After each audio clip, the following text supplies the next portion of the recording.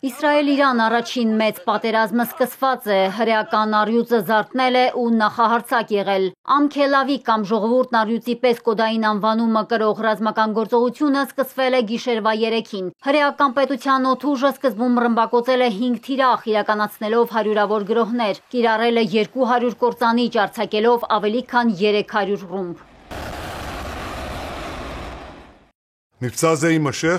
Այս ռազմական օպերացիայի նպատակն Իսրայելի գոյության դեմ ուղղված իրանական սպառնալիքը չեզոքացնելն է։ Գործողությունը կշարունակվի այնքան ժամանակ, որքան անհրաժեշտ է սպառնալիքն իսպառ վերացնելու համար։ Բիբին հայտարարել է, որ թիրախավորել են Նաթանզի ուրանի հարստացման օբյեկտն ու իրանցի միջուկային ֆիզիկոսներին։ Իսրայելի պնդմամբ ոչնչացվել է թշնամու միջուկային ծրագրի սիրտը։ Զոհվել են միջուկային ոլորտի հսկաներ Ֆերեյդուն Աբասին և Ազատ համալսարանի ռեկտոր Մոհամմադ Մեդի Թեհրանչին։ Գիտնականներ, որոնք պատմության մեջ կմնան որպես գիտնական նահատակներ։ Իսրայելն առերեսվում է գոյաբանական սպառնալիքի, հայտարարել է Ցախալը, վերահաստատելով պետության այն պնդումը, որ Իրանը գաղտնի միջուկային զենք էր ստեղծում։ Մենք հարվածեցինք Իրանի ռազմականացված միջուկային ծրագրի սրտին, թիրախավորեցինք Նաթանզում ուրանի հարստացման օբյեկտն ու իրանական ռումբի վրա աշխատող առաջատար միջուկային գիտնականներին։ Մենք նաև խոցեցինք Իրանի բալիստիկ հրթիռների ծրագրի սիրտը։ Նախքան Իրանի դեմ հարձակումը Իսրայելի պաշտպանության նախարարը դիմել էր գլխավոր շտաբի անդամներին։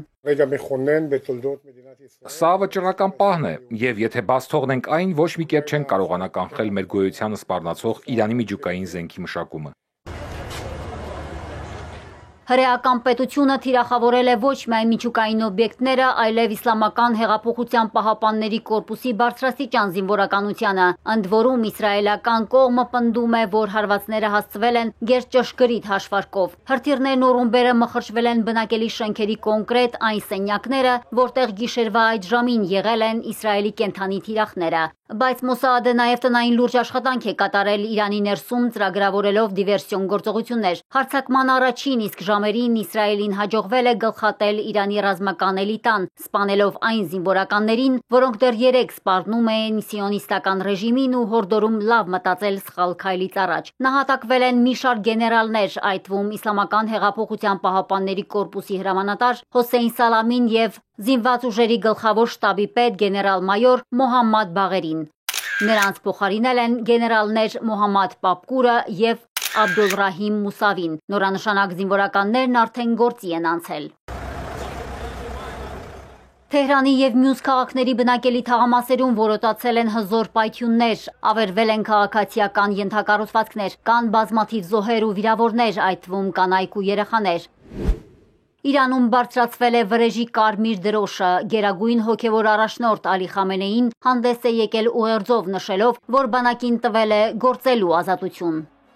Այսօր լուսաբացին սիոնիստական ռեժիմն իր կեղտոտ ու արյունոտ ձեռքերով հարձակում է իրականացրել մեր երկրի դեմ ավելի քան երբևէ բացահայտելով իր չար բնույթը, հարվածելով բնակելի կենտրոններին։ Ռեժիմը պետք է սպասի խիստ պատժի։ Աստծու կամոք Իրանի զինված ուժերի հզոր ձեռքը կպատժի ռեժիմին։ Թշնամու հարձակումներից նահատակվել են մի քանի հրամանատարներ և գիտնականներ։ Աստծու կամքով նրանց իրավահաջորդներն ու գործընկերներն անմիջապես կվերսկսեն իրենց պարտականությունները։ Այս հանցագործությամբ սիոնիստական ռեժիմն իր համար նախապատրաստեց դառը և ցավոտ ճակատագիր, որին անպայման կարժանանա։ Իրանն Իսրայելի ուղղությամբ արձակել է մոտ 100 անօդաչու, թեպետ իսրայելական կողմը հայտարարել է, որ օդում որսացել է իրանական բոլոր դրոնները։ Իսրայելցի զինվորականները նշել են, որ վերահսկում են իրավիճակը, պատրաստ են հետ մղել հարձակումը և բարձր մարտական պատրաստության վիճակում են։ Իսրայելի հիվանդանոցներն արդեն վիրավորների համար ստորգետնյա բաժանմունքներ են պատրաստում։ Հարվածների առաջին ալիքից ժամեր անց կեսօրից հետո հաղորդվեց, որ Իսրայելը ևս մեկ հարված է հասցրել Նաթանզի միջուկային օբյեկտին։ Առաջին հարվածից հետո Ատոմային էներգիայի միջազգային գործակալությունը հայտնել էր, որ հարվածը ռեակտորին չի հասել ու ռադիացիայի վտանգ չկա։ Հարձակման երկրորդ ալիքի տակ են ընկել նաև Թավրիզի օդանավակայանը և Շիրազ քաղաքը։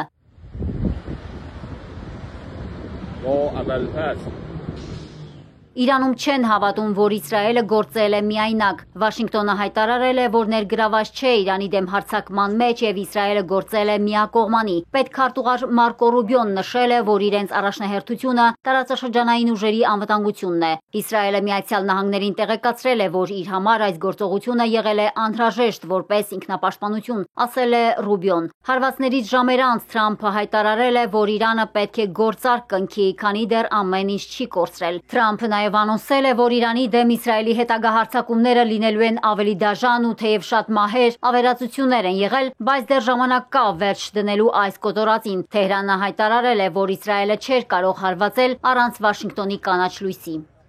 Այս ագրեսիան հնարավոր չէ լինի առանց Ամերիկայի հետ համակարգման եւ նրանց կանաչ լույսի։ Միացյալ Նահանգների կառավարությունը որպես սիոնիստական ռեժիմի գլխավոր կողմնակից պատասխանատվություն է կրում ագրեսիայի վտանգավոր հետևանքների համար։ ՄԱԿ-ի կանոնադրության 51-րդ հոդվածի համաձայն Իրանը ունի օրինական իրավունք արձագանքել այս ագրեսիային։ Իրանի զինված ուժերը կպաշտպանեն երկրի ինքնիշխանությունն ամբողջ ուժով։ Մոսկվան հայտարարել է, որ Իրանի վրա հարձակման հետևանքների պատասխանատվությունն ամբողջությամբ ընկնում է Իսրայելի ղեկավարության վրա։ Ռուսաստանը խիստ դատապարտում է Իսրայելի կողմից Իրանի դեմ ուղղված ռազմական գործողությունները, որոնք խախտում են ՄԱԿ-ի կանոնադրությունը։ Ռուսական կողմը հայտարարել է, որ Իսրայելը գիտակցված ընտրություն է կատարել լարվածության հետագա սրման եւ խաղադրույքների բարձրացման օգտին։ Միջազգային հանրությունը խիստ դատապարտել է Իսրայելի հարձակումները, ընդգծելով, որ նման սադրանքները խոչընդոտում են միջուկային բանակցությունների եւ խնդրի հանգուցալուծմանը։ Իսրայելի հարձակումների ֆոնին Թեհրանը հայտարարել է, որ չի մասնակցի Օմանում Վաշինգտոնի հետ նախատեսված հաջորդ բանակցություններին։ Մարիկ Օստանյան, Էպիկենտրոն։